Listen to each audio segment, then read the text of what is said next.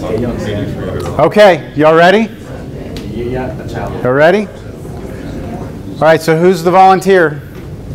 Everyone in the class is going to get whatever this one person gets on this. Are we supposed to all agree? Well, you had time to agree. So who's going to be the one volunteer that puts the whole class on their back right now? Which was a smart table. Sarah? Well, all you have to do is tell me what the answer is. Oh my gosh. That's what I want. I want the equation of the tangent line.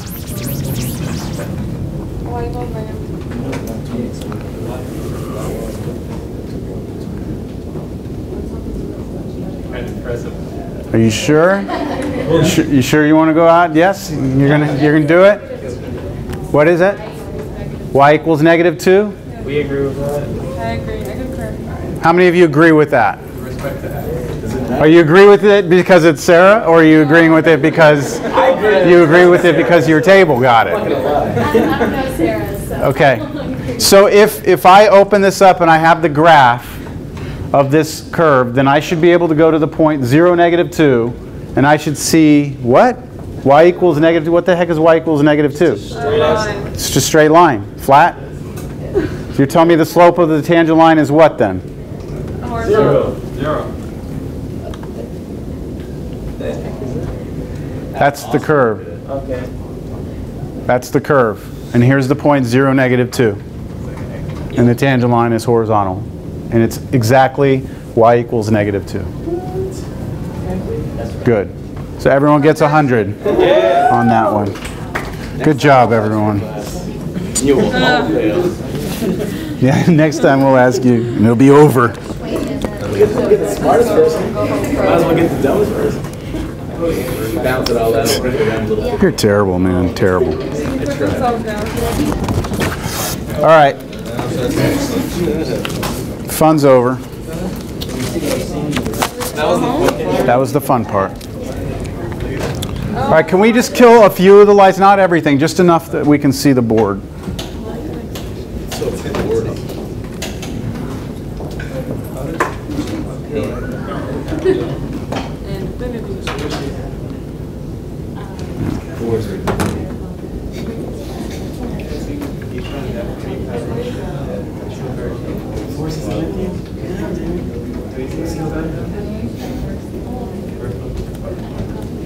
It's your last class, right?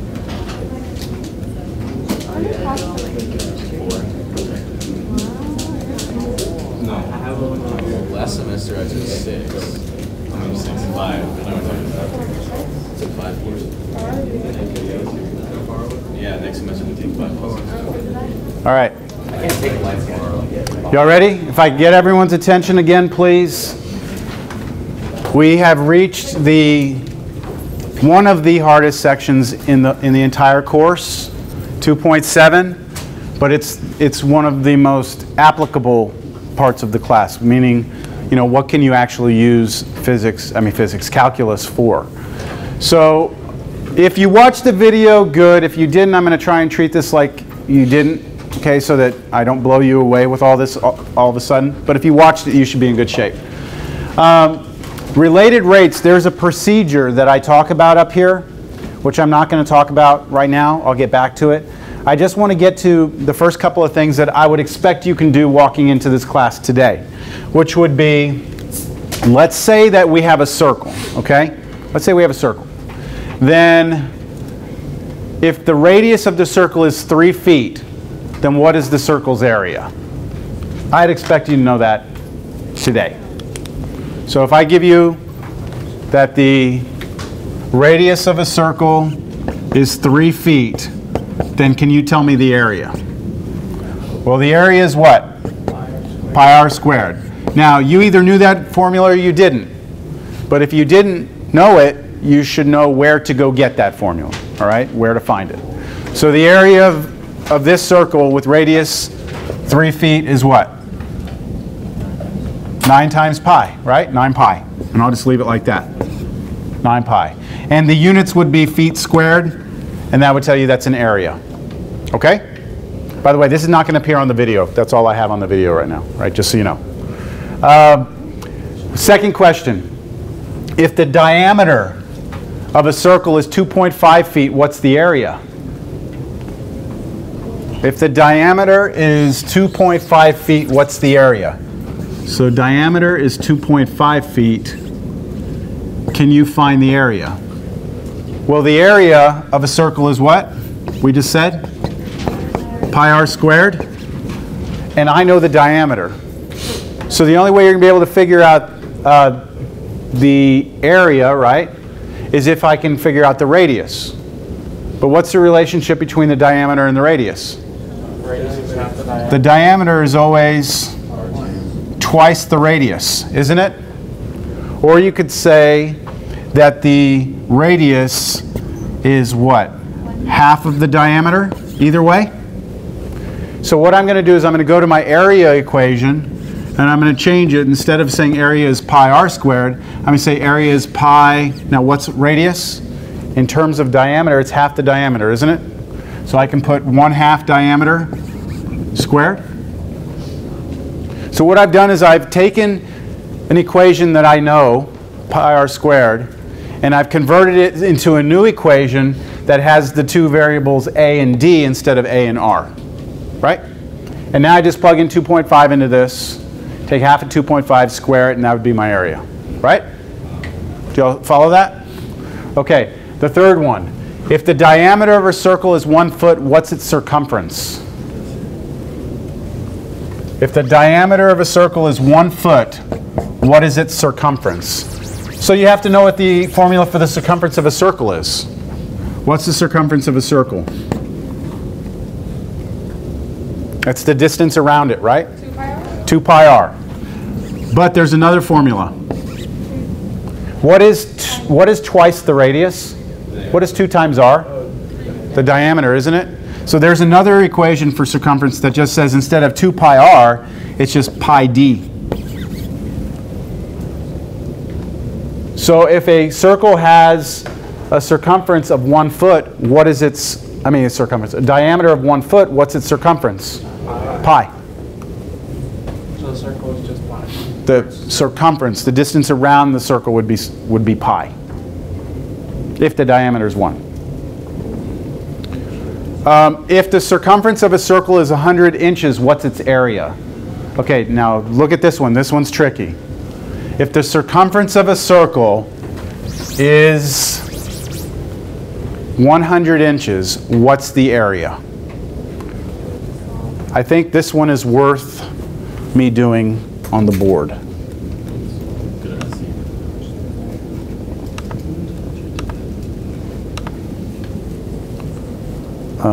Let me make sure my camera's going to pick this up.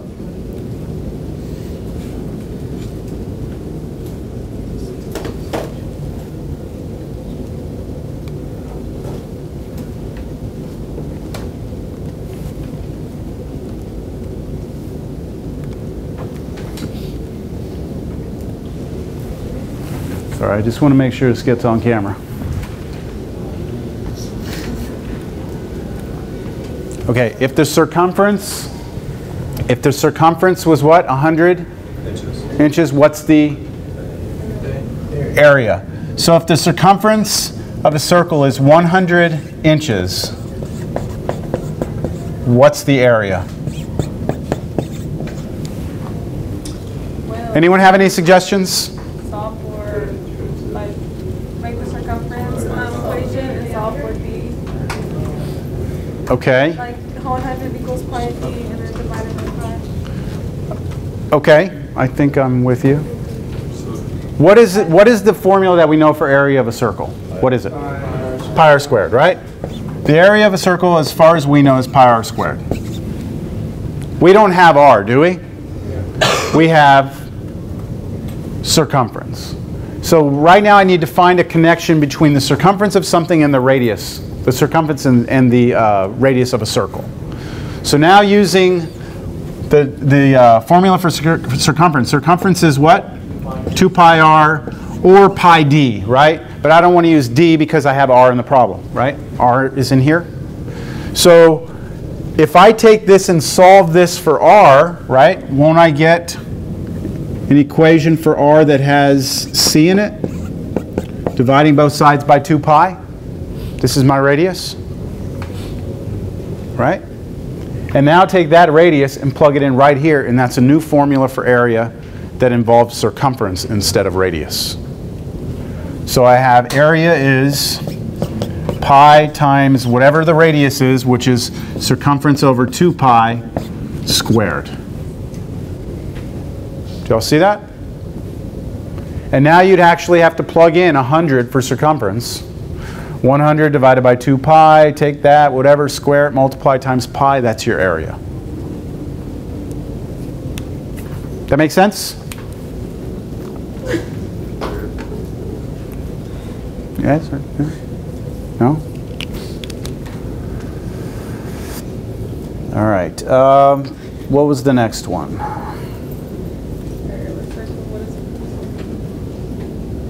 If the area of a circle is 24 pi, then what is its circumference? If the area is 24 pi, what's its circumference?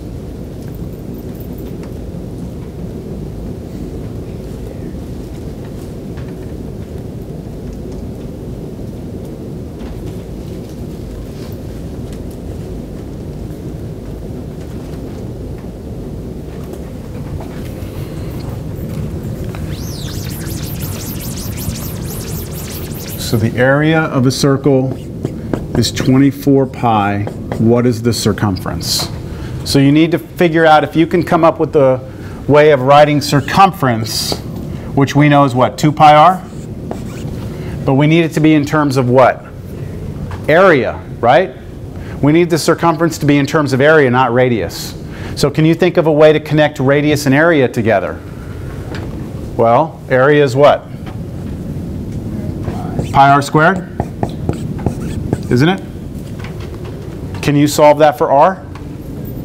Yeah. Okay, divide both sides by pi. And now what?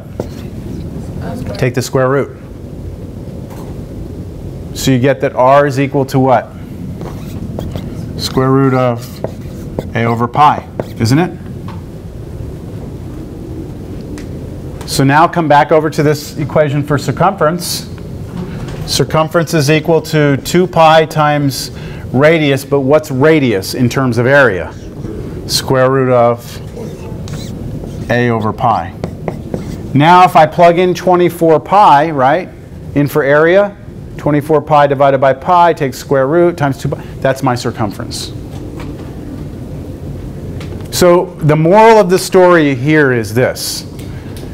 If you have some given information and you're trying to figure out something else, you need to figure out what equations connect those two together. And sometimes there might be a third equation that you need to somehow make the variables come together and create a new formula. All right? And this was just a circle. What other geometric objects are there out there? I mean, you've got, yeah, I mean, there's triangles, there's spheres, right, three-dimensional. There's spheres, there's parallelograms, there's all sorts of stuff, right? So my advice to you would be to have Google ready, because if you don't know what the surface area of a sphere is, you need to be able to go get that formula. All right? The volume of a cone, a right cone. The volume of a cylinder. The surface area of a cylinder. All these different things that you may not know off the top of your head, you're going to need to know. On the test, I am going to allow you on this next test one formula sheet that you can create. So you probably want to use any formulas that you run into while you're doing your homework. Can you use any formulas? Any formulas, yes.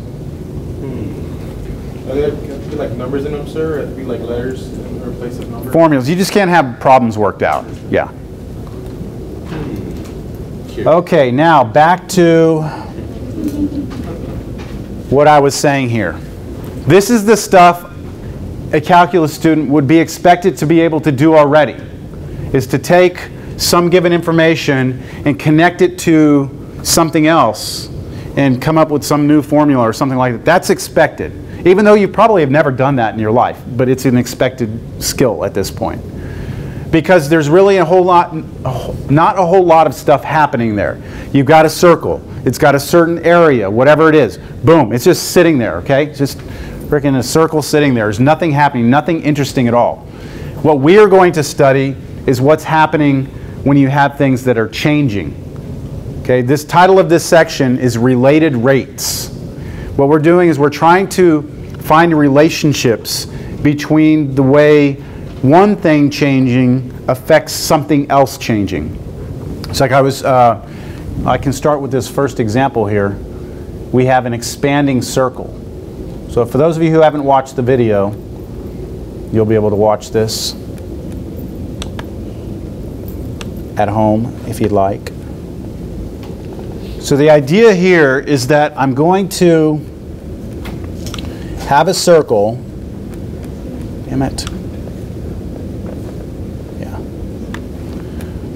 I'm going to have a circle that's growing. Grow.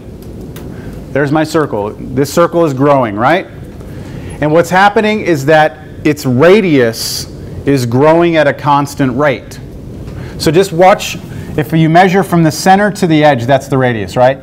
The time it's taking for this to change is constant. So, you know, just time it. How long does it take to go from here? Like one increment. It's the same the whole time. So the radius is always changing. In this case, I have it, I put 1/5 up here. That's the rate.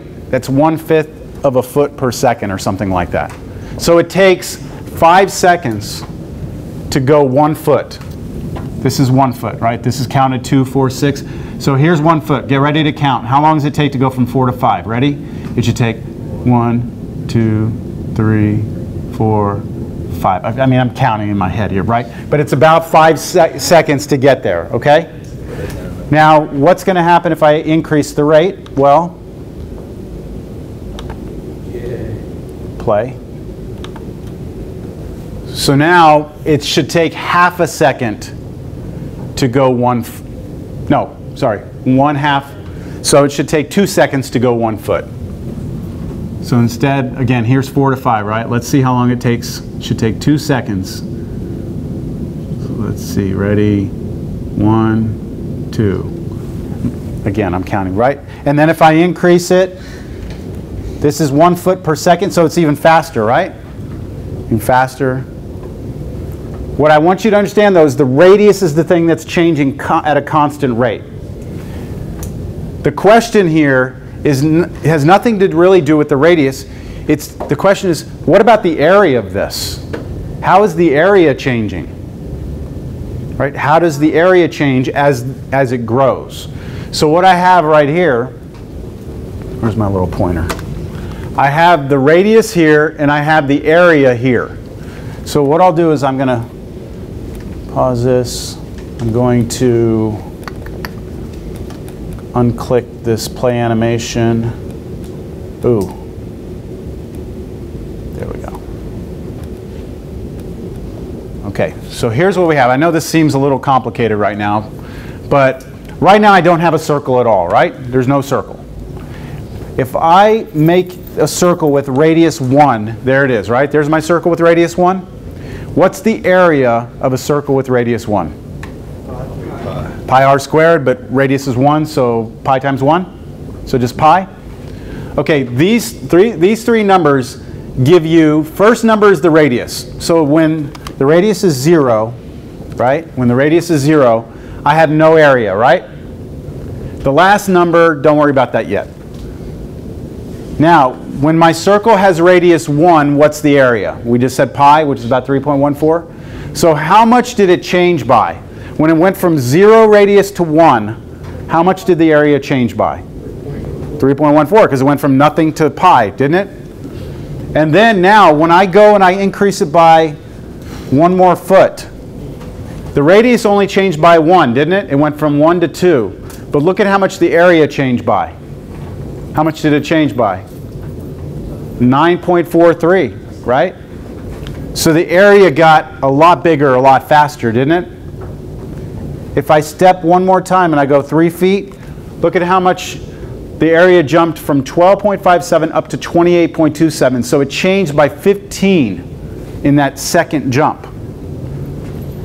So the relationship is that even though the radius is growing, right, at the same rate the whole time, the area is also growing, but it's growing faster and faster and faster. Does that make sense? So that if my circle has a radius of 100 feet, then when I change it to 101 feet, I have a huge change in area. Because that extra foot has to get wrapped around the whole thing, doesn't it? So it's like you're adding this huge amount, as opposed to when it's smaller, it's not as much. Does that kind of make sense?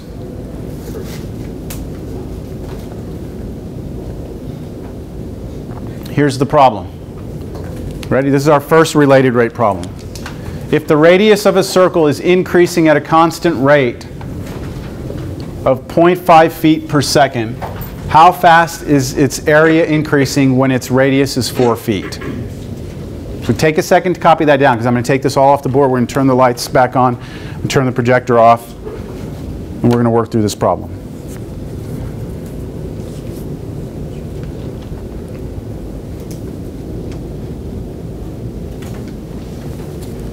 What was the question? I'll get it back up there. Hold on. Chill out. Chill out. I'm so concerned. Math is just so beautiful. If the radius of a circle is increasing at a constant rate of half a foot per second, how fast is its area increasing when its radius is 4 feet?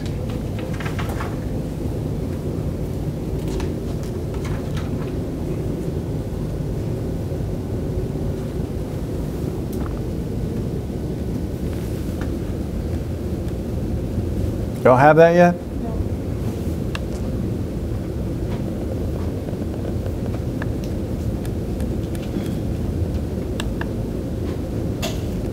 Thank you.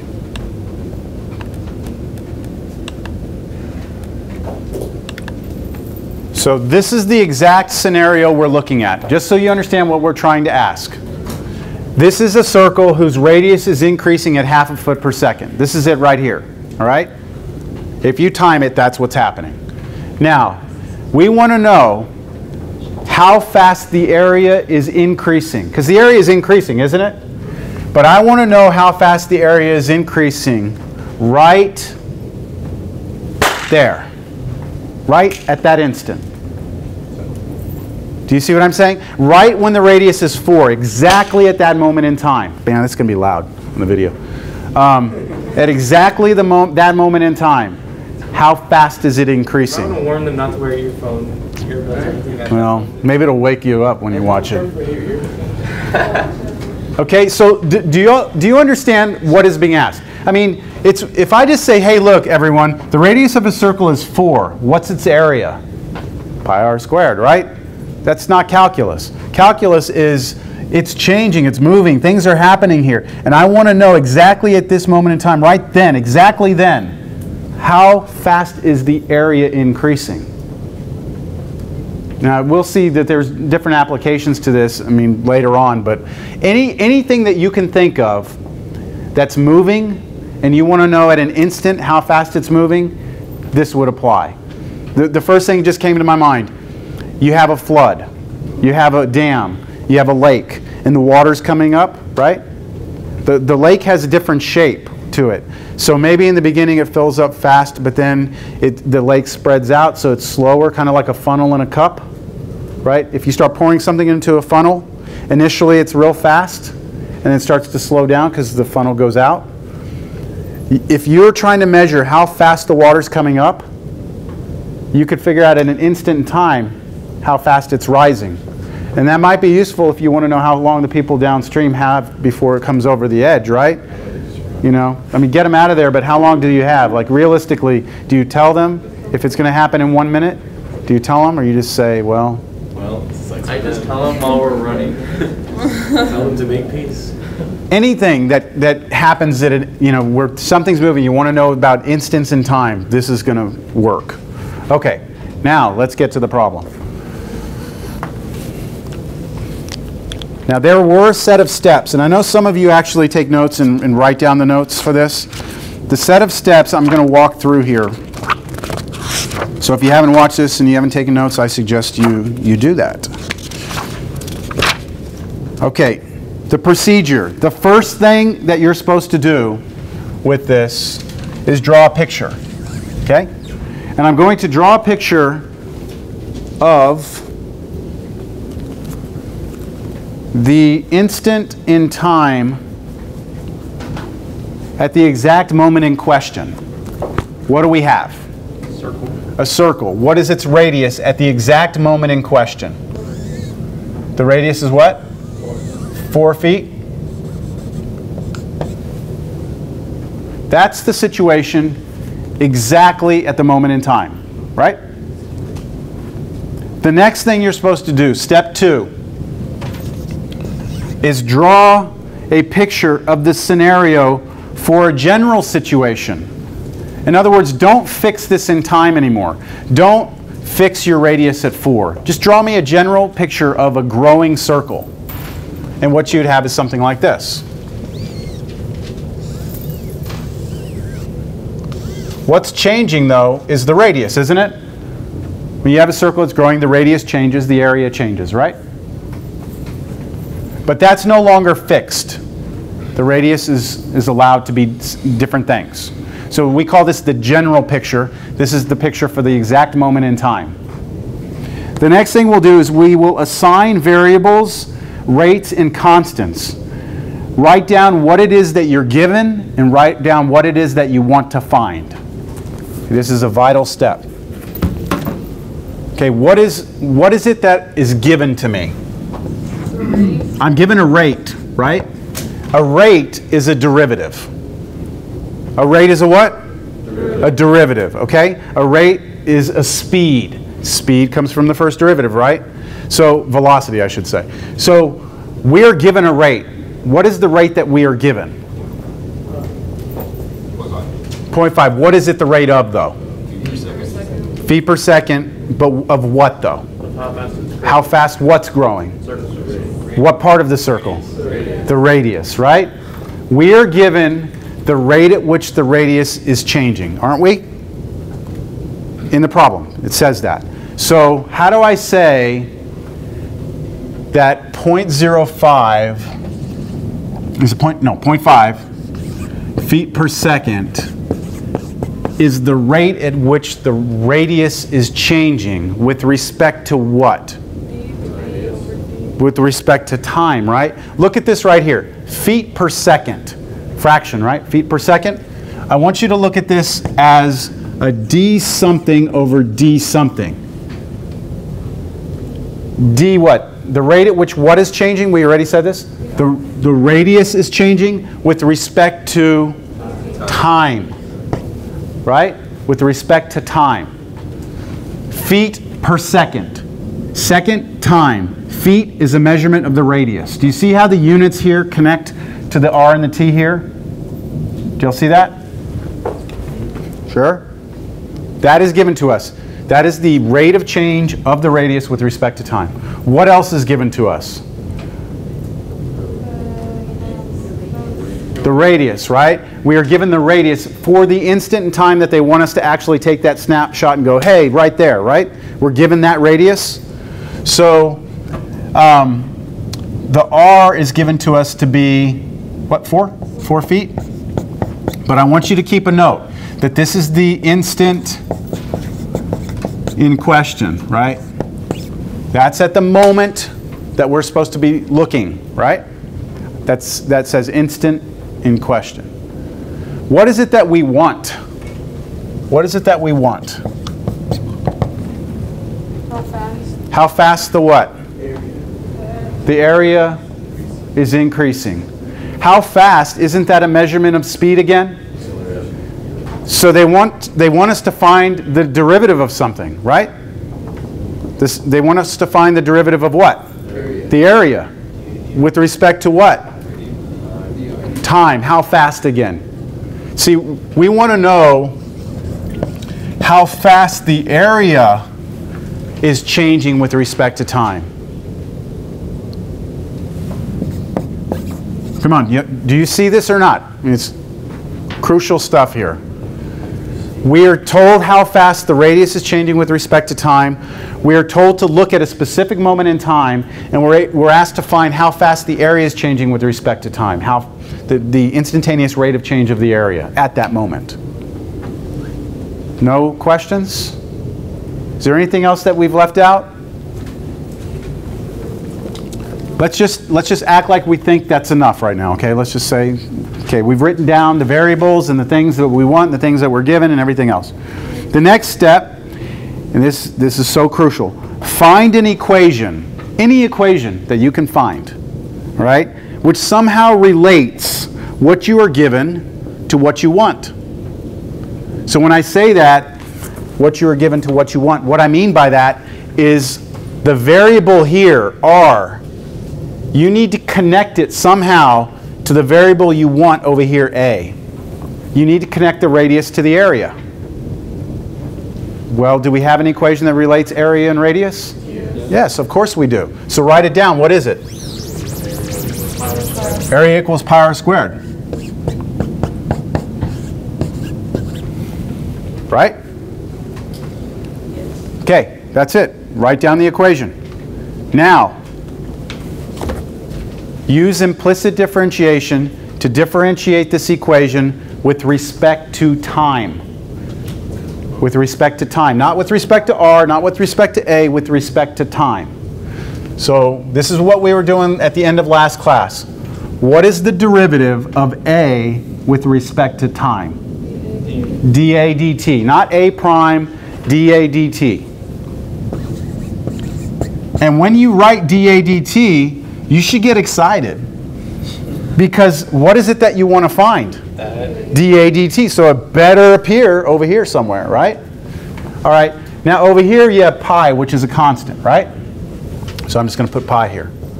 Now, what is the derivative of r squared with respect to t? So 2r, so you still have the power rule, right? 2r. But there's something else you need. The r prime, but it's not r prime, it's dr dt.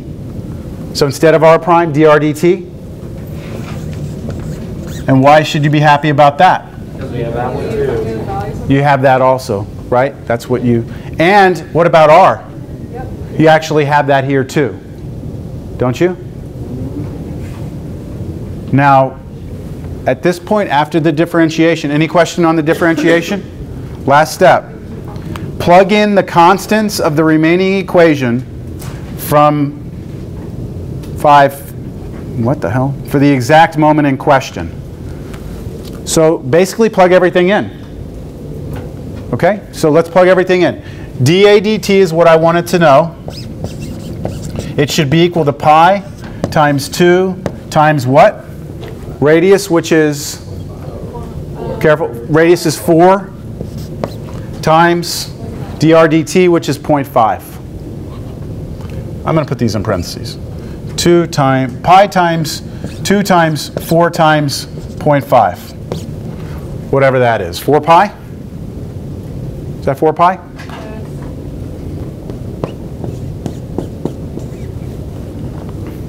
Now you could get that as a decimal. 12.6, but it would be an approximation, right? That's the exact answer. So here's what we have. I'm going to put this over here. dA dt is equal to 4 pi. Now, can you tell me the units of this answer? Look at this. Look at these two things. Remember I said the r and the t, the feet per second was because radius is measured in feet and time was seconds. What is area measured in? Feet squared. Feet squared. So this should be squared feet per, time is measured in seconds. In a lot of calculus classes, a lot of the instructors, what they'll do is they'll put the units in here and they'll work all the units out into the answer. But I've always, I guess as a student, when I was doing it, I was like, look, the units of your answer are completely dictated by what these two things are. If this is area, then it's a squared footage, and if it's a time, then it's your unit of time. So you don't need to worry about all your units in here, because a bunch of stuff is going to cancel. It's just going to confuse you. At the end, it is what it is. Does that make sense? Okay. Now, yes? Where could this square cancel? That's just to measure. That's to let you know that those feet are measured. It's an area. It's two-dimensional. So you're not squaring. You don't square the 4 pi. It's just so you can tell the difference between. Like if I say, hey, something is 4 foot, I might be talking about length. But if I say 4 square feet, I'm talking about area. If I say 4 cubic feet, I'm talking about a volume. Oh, okay. So it's just to keep that's to let us know what dimension we're working with here. Okay, now let me show you something that you might have done. Well, a lot of students do it. So let me show this to you because it's a mistake. But we had radius as 4, didn't we? We had radius as 4. So a lot of students, to start off, when they find that equation, to start off here, they say, hey, look, area is pi r squared, right? But my radius is what? 4. So they say area is pi times 4 squared, and they say therefore area is 16 pi, right? And then they say, okay, here I come with my derivative. Now, let me do the implicit differentiation. What's the left side? dA dt. What's the right side? 0. Why? Well, it's a constant, but why is it giving us 0? Here's the difference, okay? Remember, this was all about, calculus is all about things that are moving, things that are changing, right? When I was talking about me running, right? And I said, well, how fast am I going? Right then, right? I'm still running, right? I'm still running, but you just kind of like take a snap picture right there. How fast was I going right then? But I'm moving. When you actually sit here and plug 4 in, here's what you're asking. You have a circle with radius 4. How fast is its area changing? It's not. It has a fixed radius.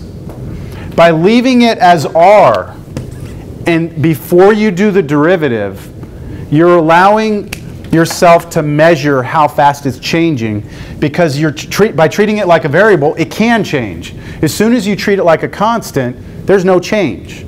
Right? So instead of me coming and running across here and saying, how fast am I going right then? If I were to just be standing here when y'all walk in the room and say, hey, everyone, how fast am I going right now?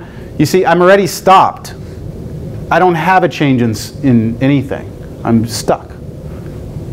So you do not plug in your constants for the moment in time until after the differentiation occurs. Okay, we're going to do another one. I know we only have a few more minutes. But let's say that we have, I'm going to make this, well, let me see. Are we going to have anywhere where there's actual acceleration? Velocity is constant here? No, we won't. Okay, okay, how about this? Area of circle changing or increasing at 1/5 square feet per second.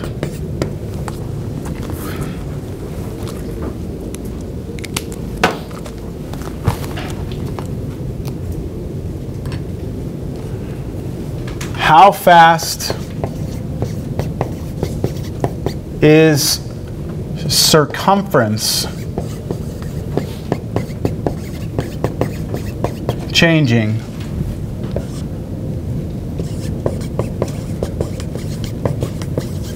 when radius is, let's say, 7 feet?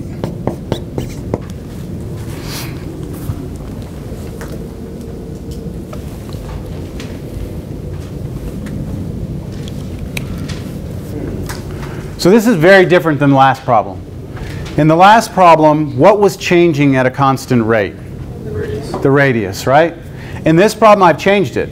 I've made it so that the area of the circle is changing at a constant rate. So the area is always changing the same. I'll show you a picture next class of this. How fast is the circumference changing? At the moment, the radius is 7 feet. So it's growing, growing, growing at exactly the moment the radius is 7 feet. Right then, How fast is the circumference of the circle changing? All right, let's draw very quick. I only have 4 minutes. Let's draw a quick picture. Here's the picture of the instant in time. The instant in time, what's the radius? 7. Okay, the general picture, right? I have some radius, I have an area, and I have a circumference on that, don't I? Okay, the third and one of the most crucial steps is to write down what it is we're given, write down what it is we want. So what are we given in this problem? The radius is what? The radius is 7, right? Feet. And that's at the instant that I'm curious about, right? That's the instant in question. What else? The rate at which the area is increasing, right? So what is the rate at which the area is increasing? How do I write that? dA dt. dA dt. What is it given to me to be? 1/5 squared per second.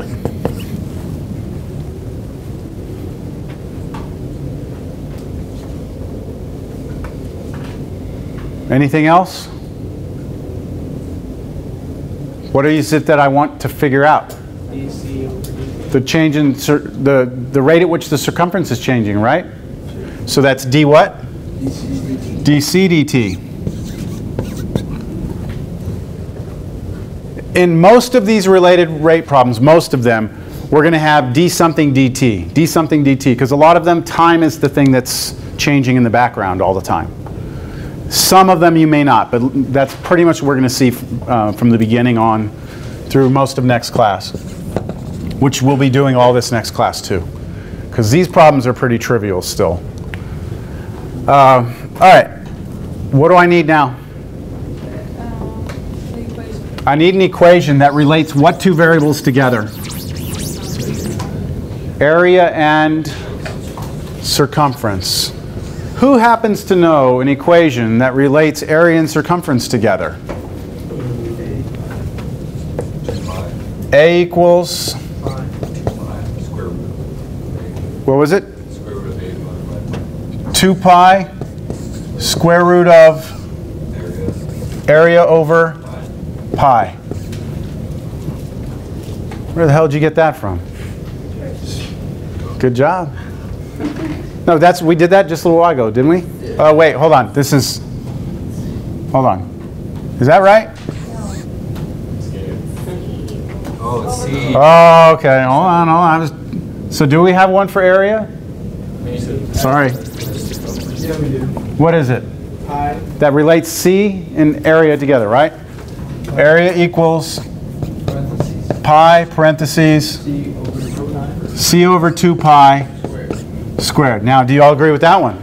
I don't know. Why not? I'll go with it. Yours was C equals, right? You could use either one. Okay? You could use either one.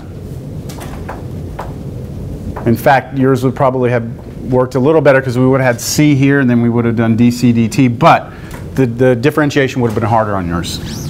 Okay, are y'all still with me? Because I'm almost out of time. 1 minute. All right. That's our, now, I know the area, don't I? Wait, no, I have the radius, never mind. But do I plug anything in at this point? No. This is where I differentiate. Okay, so let me differentiate this with respect to time. The left side is the easiest part, right? What's the derivative of A with respect to t? dA dt. Am I happy about that? Yes, because isn't that given to me in the problem? So I know what that is. That's 1/5. Okay, now over here, pi times, now that's a constant. What's derivative of something squared? 2 times that c divided by 2 pi to the first power, right? Which I don't really need the first power. But now I need to go inside and take derivative of what's in here. Now, let me show you something real quick. Isn't c over 2 pi the same as 1 over 2 pi times c? That's the same thing? So 1 over 2 pi is a constant, in front of c. What's the derivative of this? Because that's what we're trying to do, right? Derivative of that? What's the derivative of this? It's a constant in front of a function, though. So cover up the constant. What's the derivative of c with respect to t? dc dt, isn't it? dc dt? But I still have the 1 over 2 pi in front of it. So tacked on to the end of this is 1 over 2 pi dc dt. I don't need that 1 there. Does everyone see the chain rule happen there? Here's the pi in front, who cares? 2 comes out, 2 times whatever's there to the first power. Now go inside, that's what's inside. So take derivative of that and you get 1 over 2 pi. Derivative of c by itself is dc dt. Yes? Okay, now I'd like to do a quick check. Do I know dA dt? Yes. Do I know dc dt? No, but isn't that what I want to know? So I'm happy about that. What about c? I don't know what c is. But now you can fix everything, can't you? Now I'm allowed to let everything get plugged in. And how can I figure out c? Well, if I knew the radius, right? Circumference is 2 pi r. So can't you get the circumference by plugging in the radius now? The radius is what? 7? So now plug everything in. So you'll have 1/5 here. You'll have whatever you get when you plug 7 into 2 pi r, so that 14 pi. And then dc dt is what you're trying to solve for. And basically you're going to have to get this by itself. We're out of time. I can't finish that up. So we'll make that a bonus question. Just have that for me next time at the beginning of class. Just have dc dt, work it out, figure out what it is, turn it into me. All right? Go ahead and finish up the homework for 2.6, okay? Watch the video for 2.7. Watch it for 2.7. And I'm going to assume you have done that by next class. And then I opened up 2.7 if you want to start looking at it, but it's not due till next Wednesday. Okay? Am I going to do what? Are we going to work on the worksheet? Who's we? Me and you? Yeah, I'm going to my office right now, if you want help. Yeah, we have to get out of this room. Yes?